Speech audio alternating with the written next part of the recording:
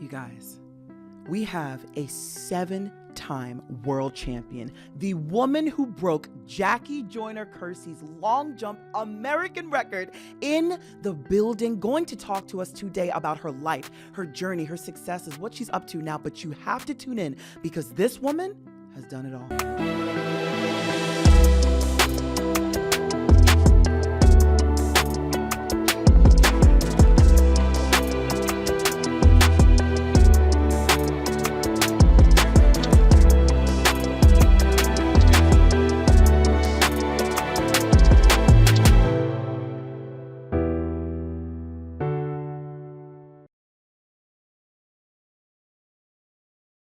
Bailey, we got somebody special. Oh, yeah. I wish she was in the building. I know. But she's still in the building. Yes. I mean, it's one of the greatest to ever do what she does. Come on. Talk the about it. GOAT. Mm-hmm. We call her B. Reese the Beast. Mm-hmm. One of the best long jumpers, period, in the world. Come on. I mean, all the way back from genetics to today. You can see she still got it. Mm-hmm. Girl can hoop. Girl Yep. is a great athlete, but she's a great human being. Yeah. And now she's a great coach. Brittney Reese. Woohoo! Gold medalist. Yes. NCAA All-American. Uh-huh. SEC champion. Yes. Multi-over. You can tell them how many times. In fact, in honor of my girl, I had to rock my hardware since y'all don't know it really happened. Oh When I be my telling these stories, they gosh. don't believe me. We won the SEC championship my senior year on the same day. Wow. We ran it. awesome. And if I hadn't That's strained my awesome. hamstring, I know everybody likes to talk about if they had, I would have done the NCAA back-to-back too. Okay. All right. That's just me saying that. You feel good about Brittney, yourself, so glad to have you. How are you? I'm doing great. I'm excited about this. Thanks for having me. Hey, you're very welcome. I see you've been busy now. Earlier, you were walking past the screen. You doing something? What you doing? I was checking my mail. The mailman came out and said, let me run and check. Oh my gosh, man. That's all right. Special delivery. Probably another gold or some sponsorship package. Mm-hmm. Oh my goodness. You got some athletes, man. You're doing some good things where you are. You're in Talk Gulfport, about it. Mississippi, right? Yeah, I'm in Gulfport, back home, where it all started for me. So it's like a dream come true, coming back and, giving those kids my knowledge and seeing them be successful and do what they're going to do. That's incredible, man. So talk to us real quick. Let's try our best to go all the way back to the beginning since we're starting here. Yep. Gulfport. You literally like my hometown, right? We really came from the same spot. I'm D'Iberville, she's Gulfport, Biloxi, It's right there. Annex. I know. Gulfport's the same place. So that ought to tell you something. If you're looking to recruit some championship level athletes that could grow up to be legendary, you may want to start right at the Gulf Coast. I'm not going to say any more than that. But tell them about the struggle. All right, did you always know you were great, or did someone else see this greatness in you before you even got there? Good question. I'd probably say someone seen it in me before I saw it in myself. I didn't really think I was that good until I got to Ole Miss. Wow. What? See? Oh, Yeah. Miss. That's I mean, I wasn't, I was a basketball first type of Right. athlete. Yeah. And track and field was just something that I did on the side. Just something that I just, I knew I was good at it, but I didn't know how good I was until I got to Ole Miss and started winning things. She said till I Winning got to Ole things. Miss and started winning things. Actually, Few Coach things. Walker was the one that made me realize like you got a lot of potential in this event, and That's you might need to go turn pro. He the one that told me to go turn pro. Wow, man! Shout out to Coach Joe Walker. Come on. One of the greatest Legend. men. He really is, man. Yes. And he had this incredible way of coaching Yeah. that I don't know would work today, but it worked for us. But it was so simplistic in his approach, and it was full of wisdom, and he never overcoached. I think that was one of the things that made him one of the greatest. If it was good, it was good. Right. If it wasn't, it wasn't. And that was really how it was. That's simple. We wasn't stressed, I tell you that. No, we weren't. We wasn't like LSU stressed. Wow. Oh, now they Shots were stressed. fired. Yeah, it could be over for you tomorrow. No way. Tomorrow. Yeah. We wasn't stressed Absolutely. about scholarships. or nothing. So you, Oh, yeah. Scholarships, true. so you went to Ole Miss. Coach obviously pulled you in and told you this is the event for you. But were you winning state championships as a high school athlete in track? Because even now I'm not. Okay, so talk about those periods of time. You had a coach, Coach Prince. He was like an enemy to us, man. Coach was tough. Do you know he still comes to our track meets and still shoots the gun and stuff? He's involved heavily. Wow, man! Make sure you tell him I said Fun what's up. fact, at state, we had states probably 2 weeks ago. So my girl obviously won the long jump. Congrats. We had a girl from D'Iberville get second in the long jump, Mhm. and we had a girl from Harrison Central get third. So the Gulf Coast took the entire women's girls long jump. Wow. Nuts. That's She's so incredible, proud. man. Look Yeah, at I her. know. She's like, I know. I mean- And then you know how people do it too when they know they're great. She's like, kinda so we great, had you this know. They kinda this girl. won, Yeah, she Yeah. definitely took Got all the first, second, hardware, Yeah, third. she won three. mine. You She know, won the long and best of all I don't want to America. brag on the two but she won the long and the high jump. Went the triple jump. Oh, coach, Triple that jump, means long you and triple learned jump. some things then, Wow, coach. look at this. Well, take us through Ole Miss then. All right, Yes. let's go back and look at where you came from, right? So at Ole Miss, you start dominating. You earned the nickname B. Reese the Beast. I'll never forget you getting ready to jump. B. Reese the Beast. B. Reese like the that. Beast. B. Reese the Beast. Joker would take off, jump 27 feet, 9 inches. Stop it.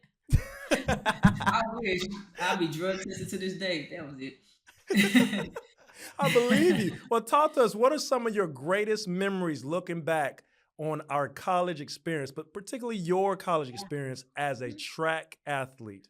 I would say the team atmosphere was what I when I turned pro was what I missed the most. We worked hard, but it was like a family. And when I turned pro and I realized I couldn't really practice with everybody, I was like, dang, this kind of sucks. I gotta Yeah, be it's different. I gotta like train by myself. Like I don't have no, but I was still friends with, a bunch of the team members. Sure. 'Cause I was still living in Oxford. But the team atmosphere, that love, all that just kind of, sucked. Yeah, that's a hard feeling, Yeah, man. it was tough for me. Yeah. What was your motivation while you were going through it?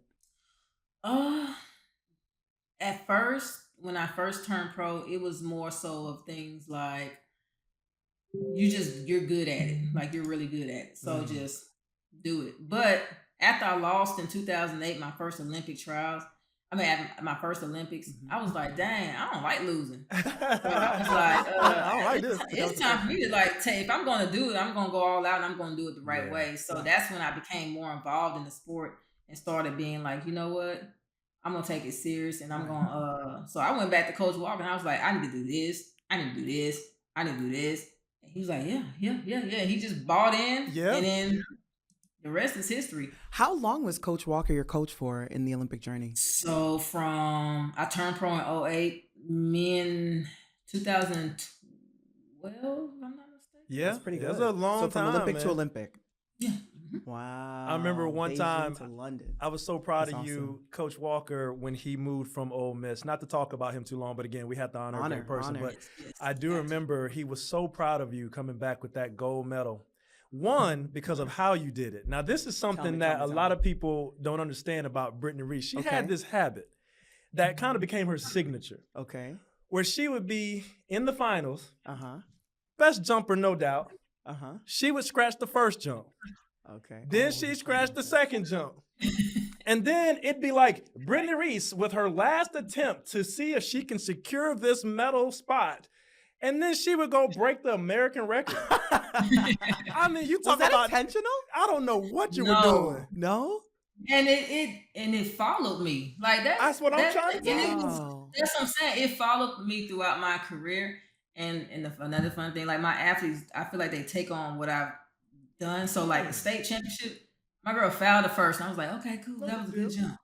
She fouled the second. I'm like, all right, now you got it. This is it. Her, when she goes out and secures the winning jump, it's like, yeah, I'm rubbing off on y'all too Yeah, much. definitely. I got to get back some. Like y'all been watching videos or something, because ain't no way y'all sitting up here doing the exact same thing that I did. But I never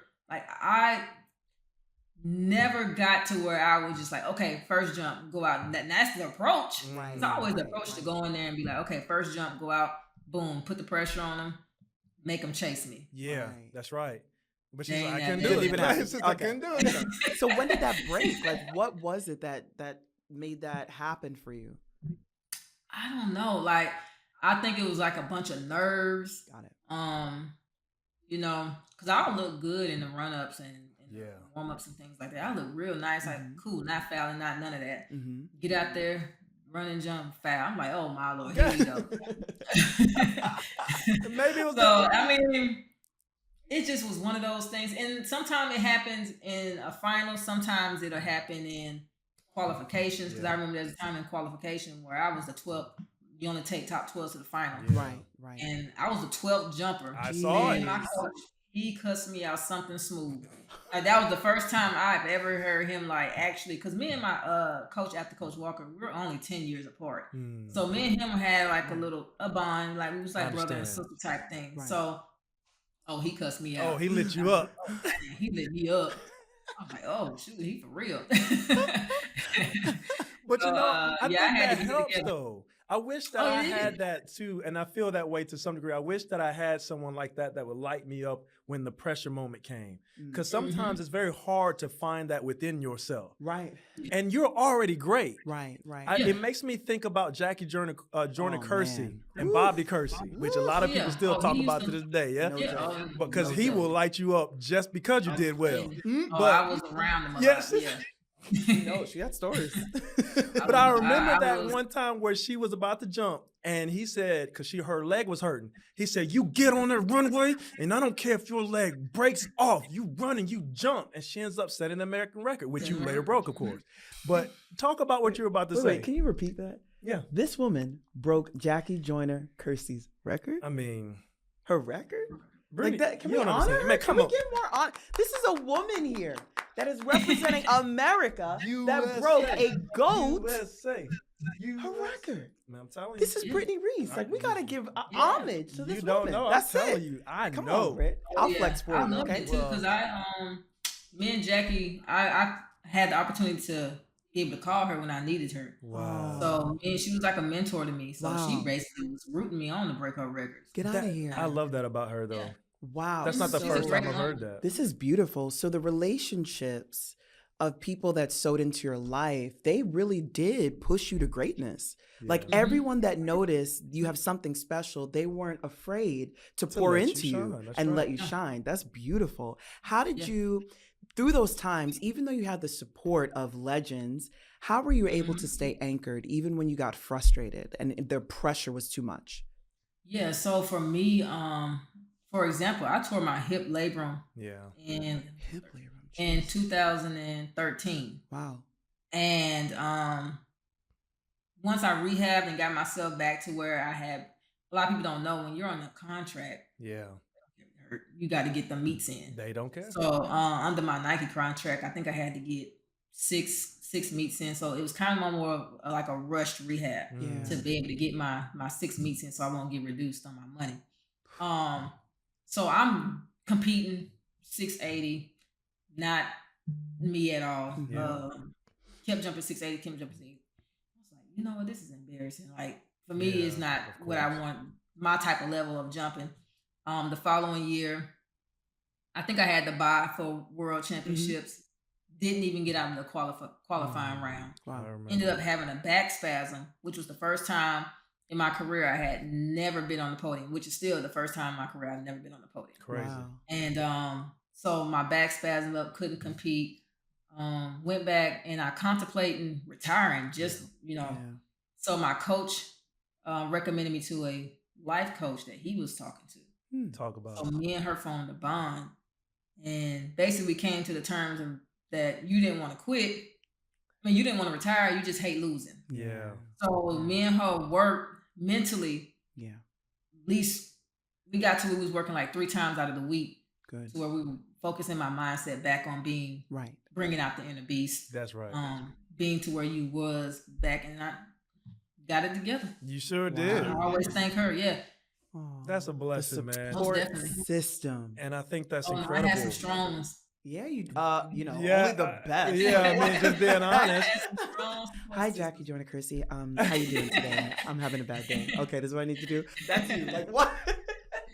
But I also love that you were able to receive that type of encouragement. So there's 2 things you said that I want to highlight for our listeners. One thing is that Brittney had never really experienced loss. And I was listening to Vusit, I think it's Kimbaleo, if I didn't say his name correctly, forgive me. But he was talking about sometimes winning can be toxic. Because if you've spent all of your life winning, you start to define your life by all of your wins. And then when you lose, you instantly lose your identity because all you've ever known is winning. Wow. And what I picked up from what you were saying is that even though you're at the highest level of sport, literally the highest and the number one, that moment for you probably was one of the greatest pivotal points in your life. Because instead of B. Reese being the beast that she can depend on, she had to actually be somewhat of a lamb so other people can help encourage her and bring that back out. You actually got in touch with both sides of yourself, and it made you an even better champion because not only did you come back, but you came back and won. Wow. Yes. I'll never forget. Yeah, come on. This Brittney, she was all, come on. The crazy thing about it is when I tore I knew exactly when I tore it. I tore it in June. I was in Rome competing. Came off, kind of felt funny. And July, we had to keep going. I told him, I was training at the Living Training Center in California. Yeah. So at that time, I get free rehab, free everything.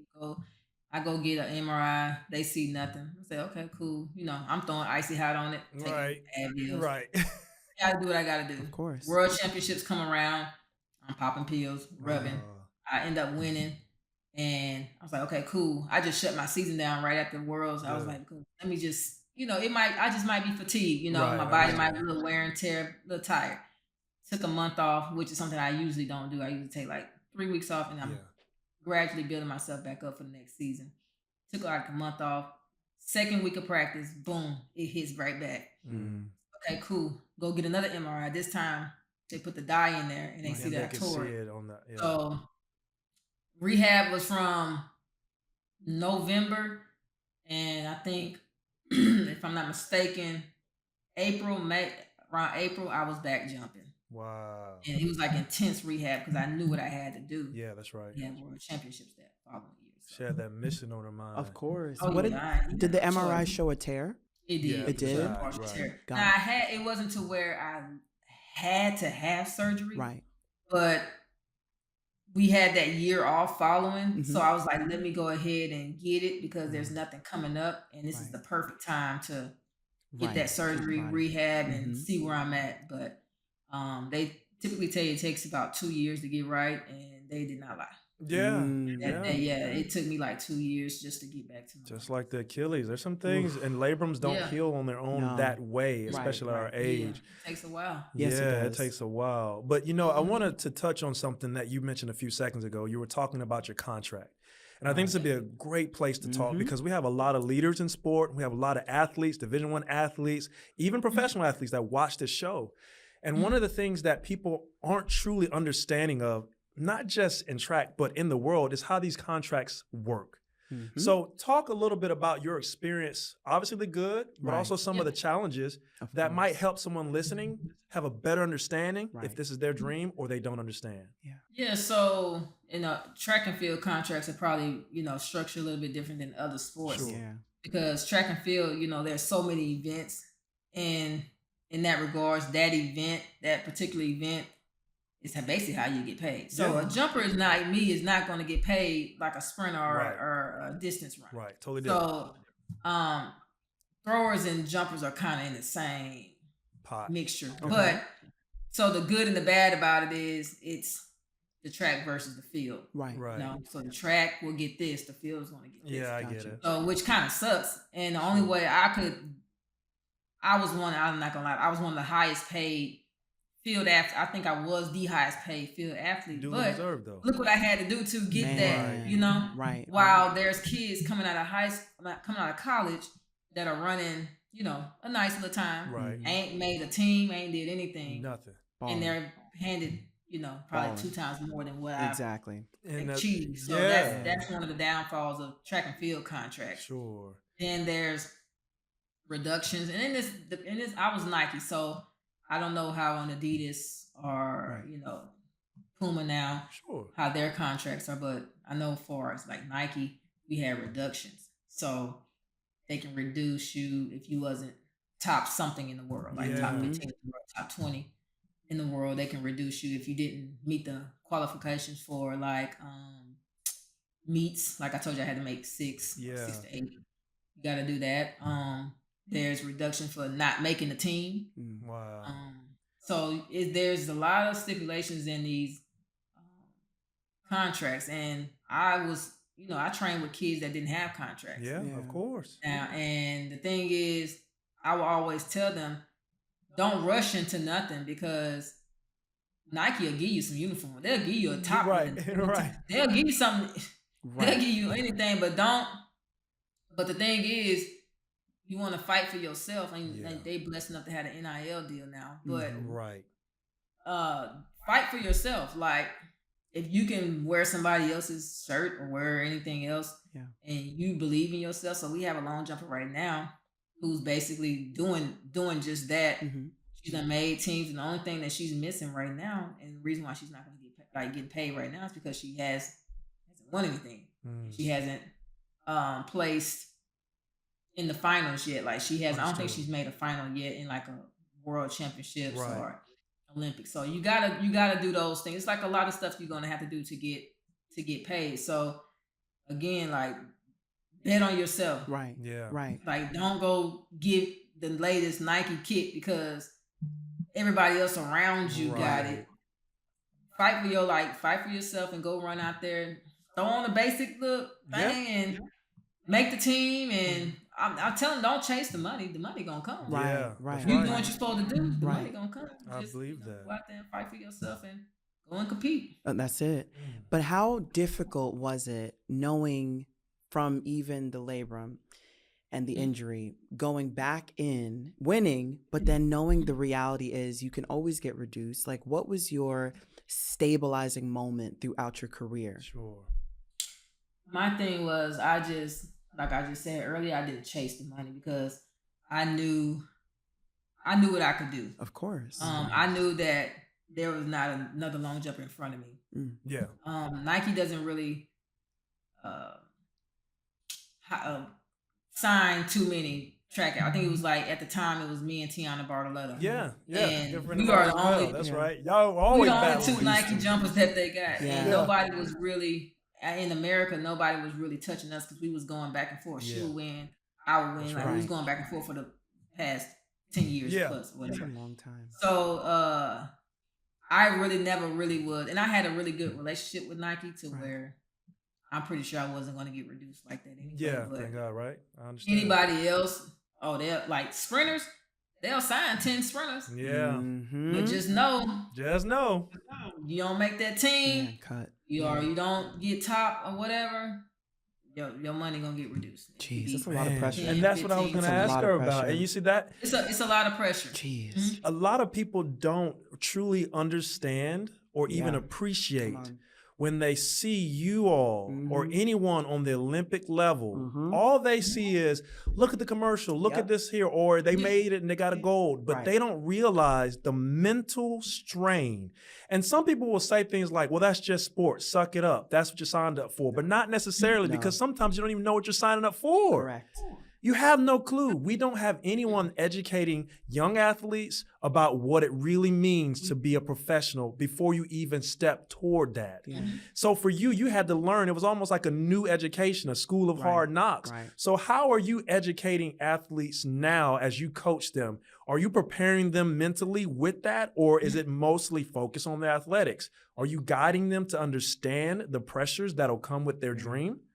Yeah, so the thing with my kids, so my track team I have basketball, I have football, I have volleyball, I have soccer, I have somebody in the band, I have somebody I have all different sports, and I can probably count on one hand how many kids that were actually just track and field kids.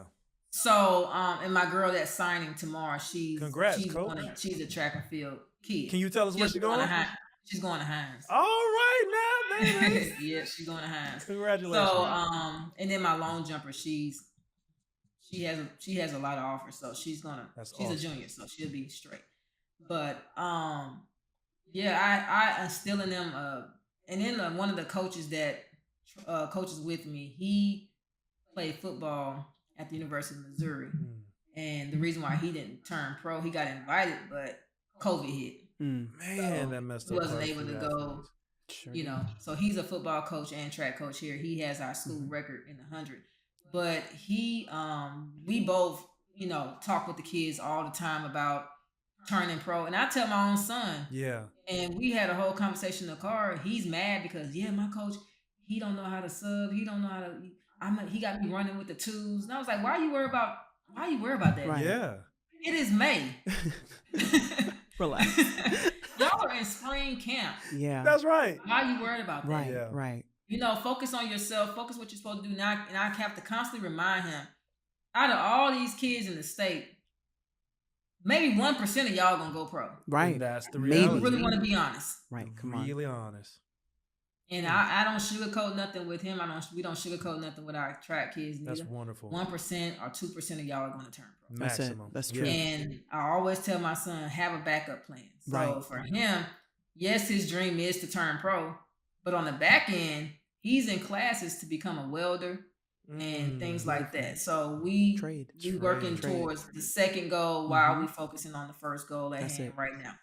So, but yeah, I just try to instill them, let them know that it's not easy to turn pro. That's right. Yeah. There's more than just being good at football or being good at basketball That's to right. help you turn pro. So, it's great that I'm coming to be able to be down there and give them that knowledge, so they're not their expectations are high, Right. but there's a sense of, okay, I still need to do this. That's right.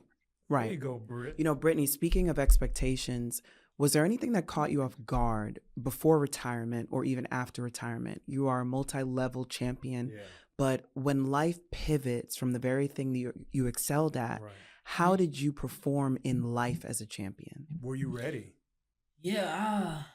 I had been on my own since I signed with college. I had, was living on my own and things like that. But life really did smack me in the face after a while because I'm a mama's girl, and I had to grow up. Yeah. I had to do. I can't call my mama. Can you make me a doctor's appointment? Yeah. No. I had, I had to grow up. Right. And so like when I moved to California, it really smacked me in the face because I'm not even near my mom. I have family in LA. I was born in California, so I have two sisters in California, and I have some uncle out there. So they are all in LA, but I'm in San Diego, which is like 2.5 hours, not too bad. But I had to grow up. And then, my son, I adopted. He's originally my godson, but I adopted him. Awesome. That's beautiful. I moved him after 2 years of being up there. I moved him with me. Wow. So now I'm juggling being a mom, exactly, athlete, yes, and coach because I coached at the community college up there. Wow. So I had to do what I had to do. Right. So all while trying to, chase my dreams, making sure my son gets what he needs and making sure my athletes get what they need. So I'm just pouring out so much energy, but I wouldn't change it for the better. Wow. That's awesome, man. So becoming a mom, would you say that is the biggest championship you've ever won? Oh, most definitely. I love that. And he's the main reason why I could have kept going. Yeah. But he's the main reason why I kind of want to retire because growing up, my mom and my grandfather and my sisters were in the stands to watch me. Right. And I know how important, I know how that felt for me. Right. When you have a child and, the kids their parents in the stand, they turn around, they see them. Right. It was times where I'm gone during the summer. I'm on a plane here and there. So once track season starts, I'm gone. But for him, AAU things he wanted to do, basketball things he was trying.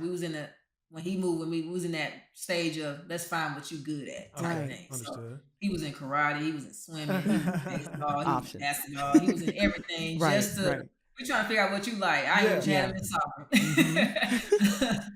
And come to find out, he did some AAU basketball and things like that, and a lot of baseball. And I wanted to be able to sit down because he was getting older to where I know I wasn't going to be able to make those games. Sure. And, it made me feel the type of, I was like, because I know he values my opinion a lot. Sure. I may get on to him a lot, but he values what I say. He listens and he goes about his business. But he loves to see me in the stands watching him. I'm at every game. Whether he get in or not, I'm there.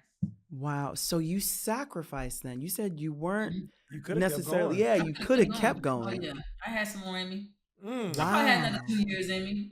Wow. I stopped early. Years. I was supposed to stop in 2020. Most athletes are aware. What did you say?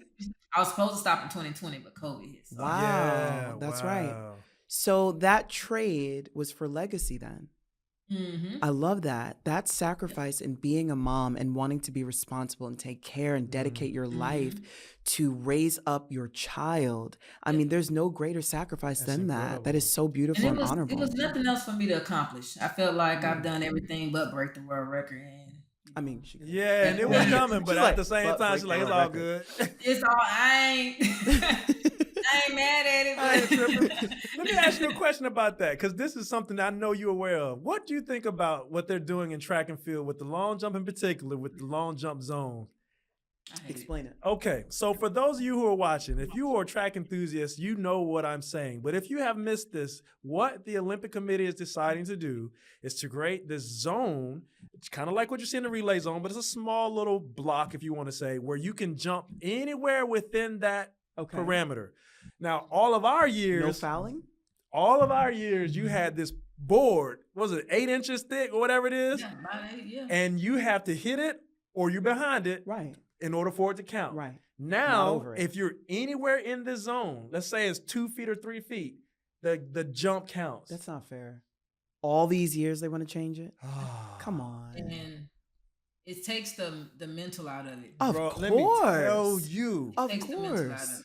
Because you have to think about something like this, like a Brittney Reese. Right. So assuming that they had those zones when you were jumping, you probably would have got the world record. Easily. But Easily. but do you Right. understand how much of a disadvantage that is for anyone who truly understands the sport now that they've made this change or they're going to? You've taken away one of the key skills and what makes this difficult. Yeah. People just see somebody running down the track and jumping. Right. But they don't understand the timing, the mechanics, every step. Speed. You know the stride length, Right. you know the marks, the acceleration pattern, you know how to do it.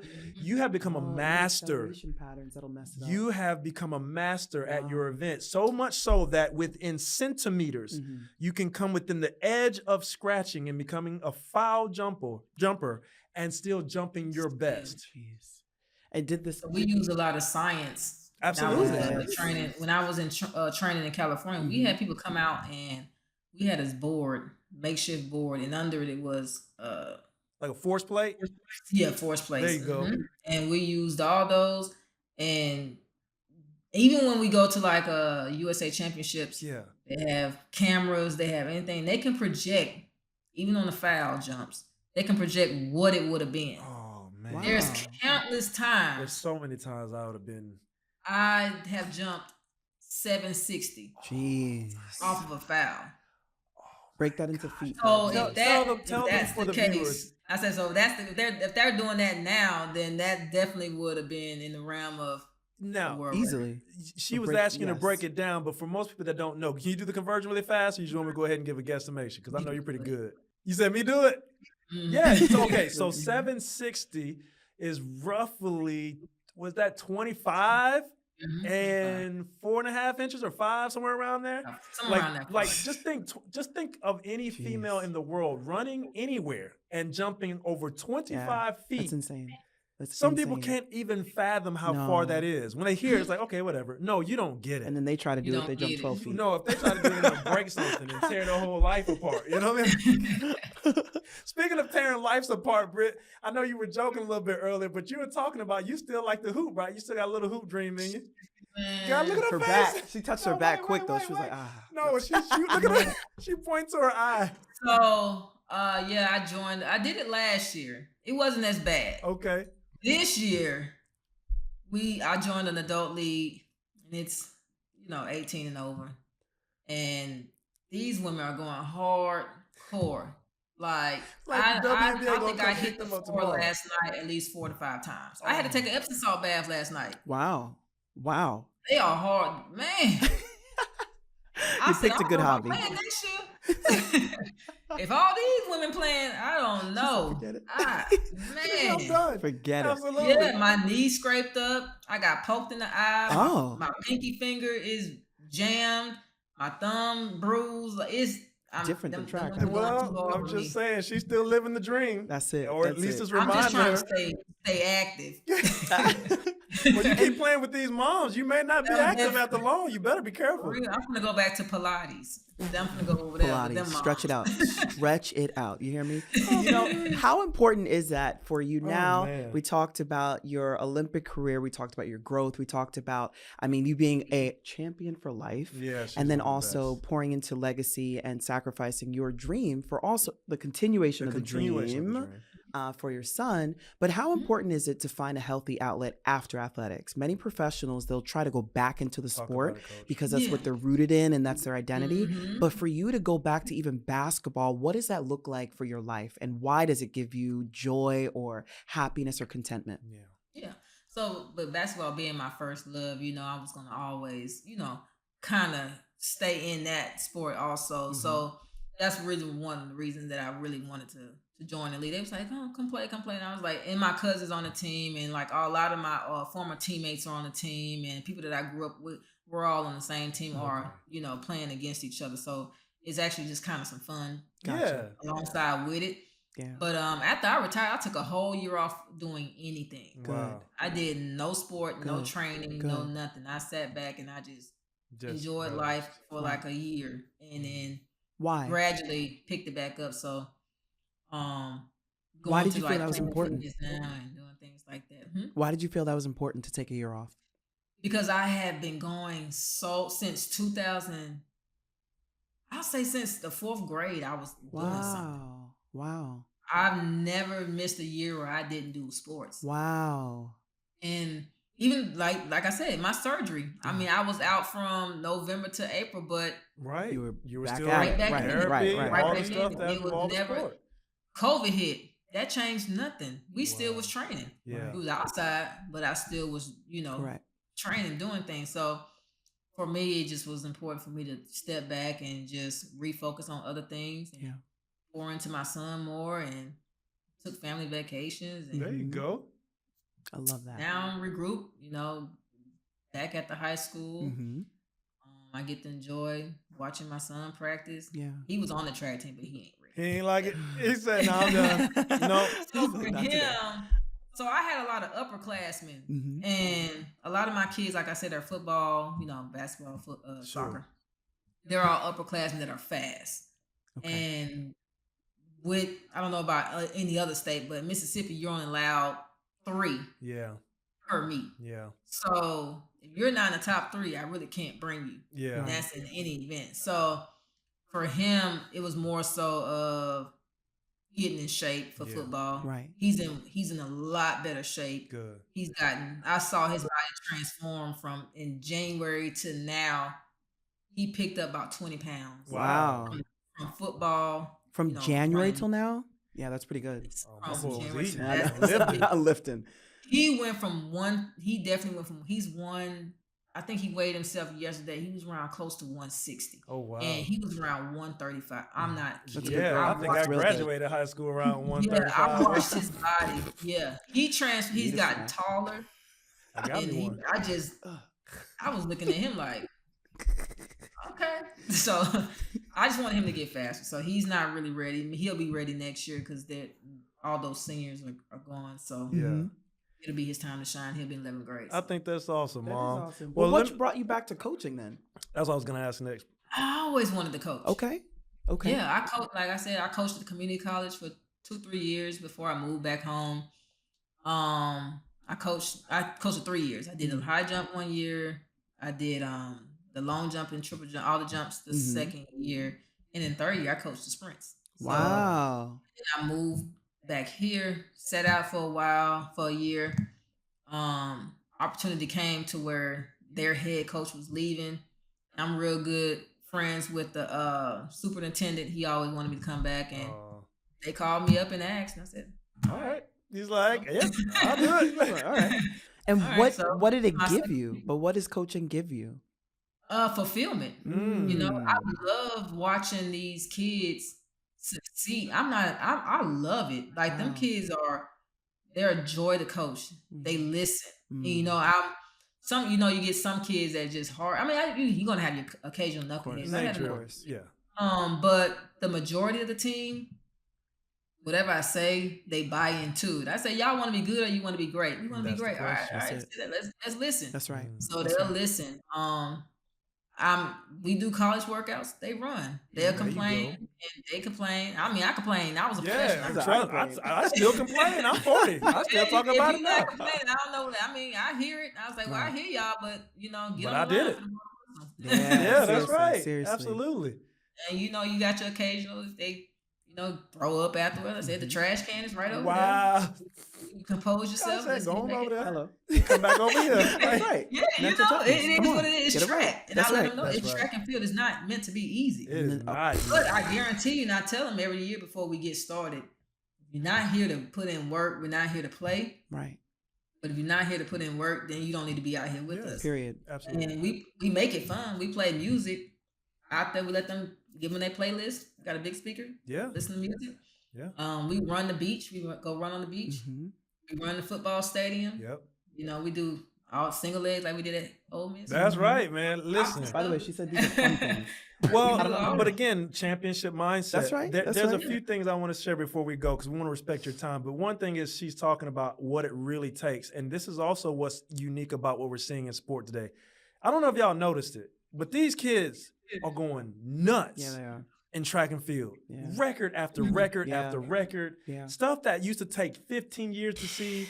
We were just talking about, there was a time where breaking 13 seconds in the hurdles was literally the top 5 in the world. Yep. Now you got girls about to break 12.5. 12-1. I'm done. Not in high school. No, that's college. I'm just simply saying.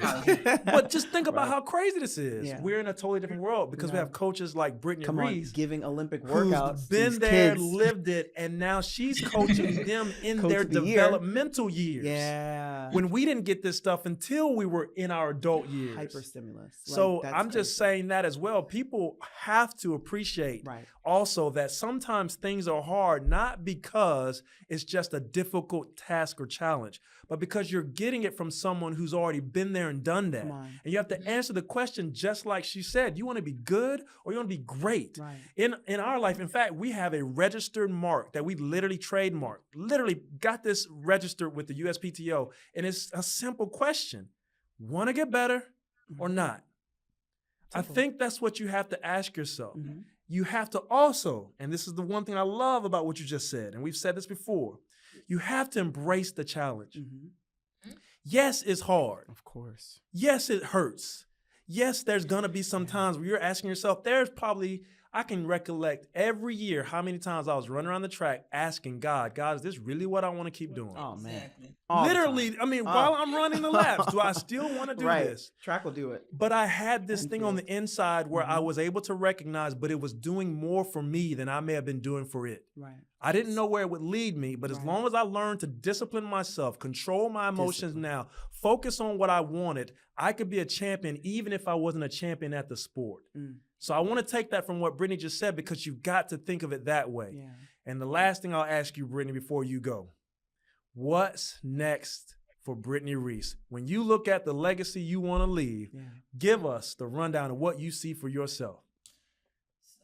Hopefully still inspiring kids. So I just signed a deal with Tracktown USA. Yeah, we heard about that. Congratulations. You got to talk about this. So I just signed a deal with Tracktown USA, and I'll be at Prefontaine starting next week, doing engagement with youth and doing some stuff with the jumps and things like that. And then I'll be at the USA Trials the next end of June, the last 2 weeks of June. I'll be there for that. And I'll be collaborating with them on.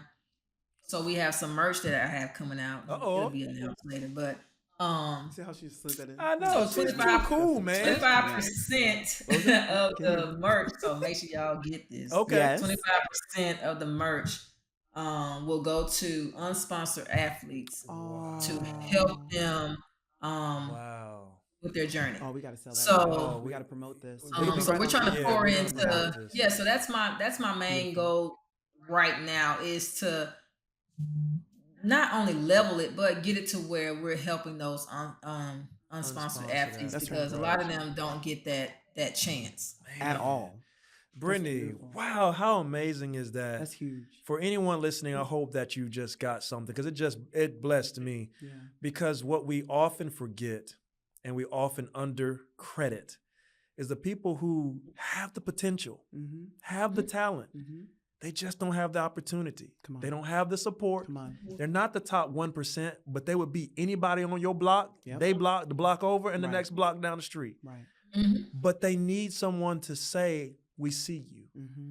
And maybe that's you. Maybe that's all that we should have been saying from the beginning. Maybe you're one of those that's like, I'm listening to Brittney. She's a champion. I'm listening to what you guys are saying. Look at the life that you created around you. But maybe you need to see that somebody sees you. So what I would tell you to do is change your focus. Start looking at the people that are behind you. Start looking at the people who do see greatness in you and start celebrating them. But also be honest enough to say, I need the support. Yeah.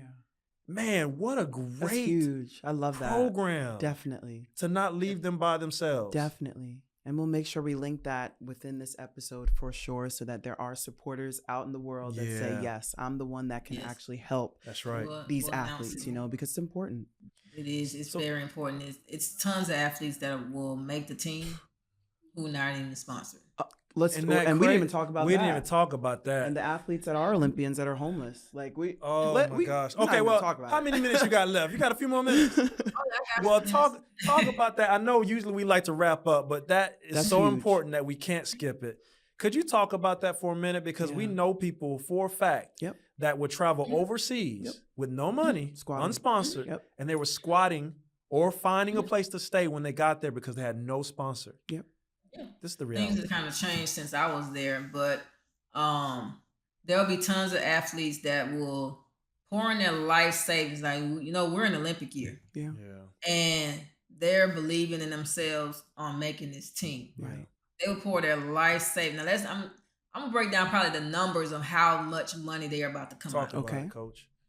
So you have to think about a flight, and you're going to fly into Eugene, which is a small airport. And if you don't have that opportunity to fly into Eugene, you fly into Portland, which is 2 hours away. Rent a car, or you can get on a train.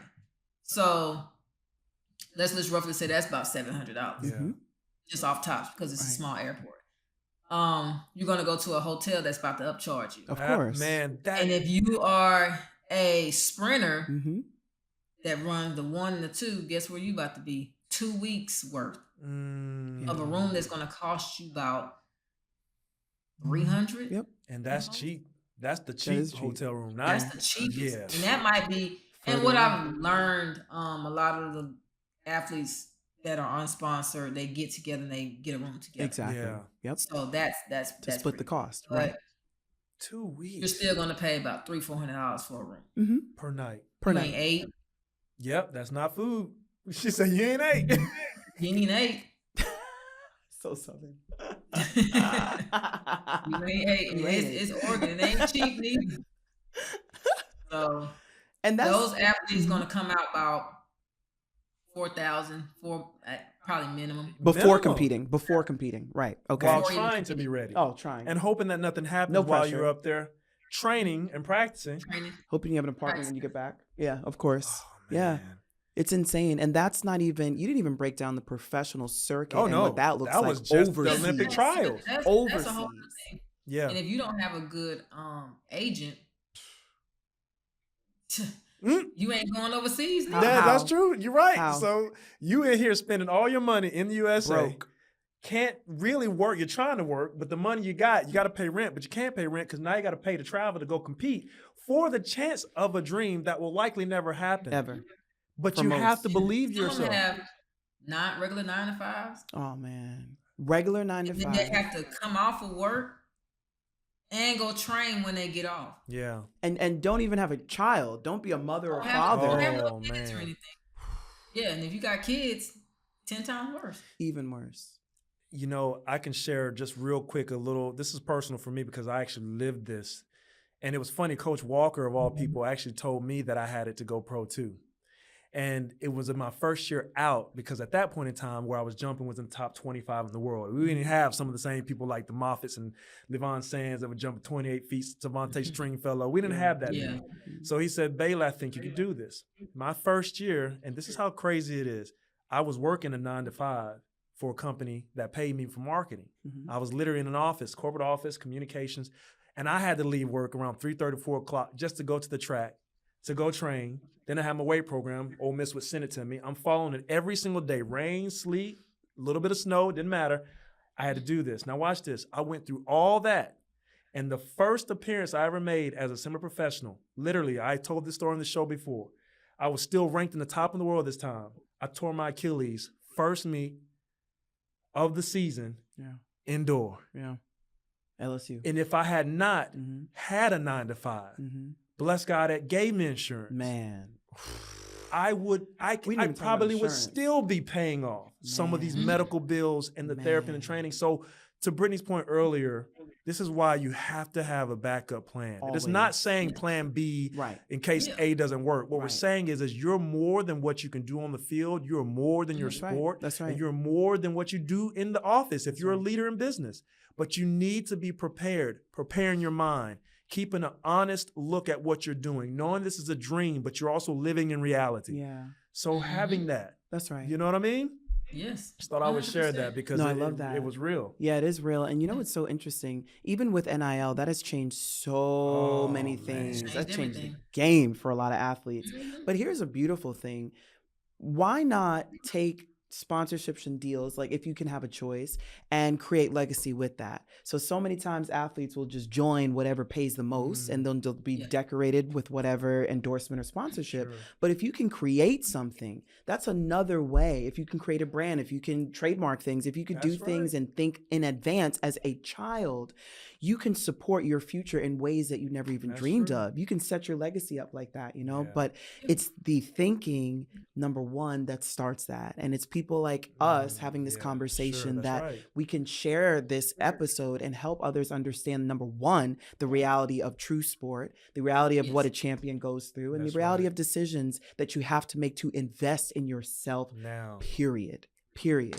So Brittney, we are honored. Yeah, girl. Honored to celebrate your life. Super honored. Honored to celebrate the sacrifices that you made, the choices that you made to put family first and also put lives and coaching first. Like, you're making other athletes great, and you never know if they're taking the torch that you put down and are going to supersede that in the future. So thank you. Aww. Oh, that's right, girl. I don't think I ever seen Brittney cry. Well, you couldn't bring that. Anyway. She's tough no, but now. we're so honored. I know, but there's still a beautiful gem beautiful inside woman. of her. I've always loved We're Brittney. so grateful. Thank you for your time. Thank you for all that you've contributed to our sport. Your name is still great in lights. And then also thank you for pouring into the generations past and also future. So thank you. Yeah, girl. Appreciate you guys. Of course. So where can they find you real quick? I know you don't love social media, but you got some Look at her management. face. So you need to tell them I what got it it, is. but I don't love it. But you can find me on Instagram, the LJ Beast, and then on Twitter, The LJ Beast. Well, X. I'm sorry, X. Okay, yeah, I know, right? It's something else out there now. Holy crap. And where can they find out more about what you're doing with Tracktown USA? So if you follow on my Instagram, we'll be more so announcing things as they come. Okay. So next week will be a lot more things coming out. You got it. Well, you heard it from here, Coach. You want to close us out? Yeah, I'm so grateful. Like I was in a moment of gratitude, so you kind of caught me there. I mean, you got it. So I'm thinking about Tracktown. Like, that's a huge deal. Tracktown is in Oregon, you guys, USA, and it's such an honor, man. Like, what you're going to do is just going to supersede so much in this realm of track and field. Change the game. What? Like, so you close it, because I'm in a moment. Well, guys, we hope that you've loved what you've heard, and of course, you can find B. Reese, the LJ Beast, on social. This is one of our great friends. We hope that you understand how rare this is, because as she made sure to tell us clearly, I'm gonna just do this. Oop. So she made time not just for us, yes, but for you, Thank because you. of our relationship. But we hope that it means something to you as you listen. And of course, we always tell you, like, yes, subscribe, yes, share, all right? And please, if you need a keynote speaker, or if you need someone like Brittney had in her life, That's coaches right. that will help you lock back into who you are so you can be all that you are wherever you are, that's what we do. That's right. Come on, look at this energy. That's We live in this every day, and we can't wait to give it to you. So without further ado, we'll see you next time.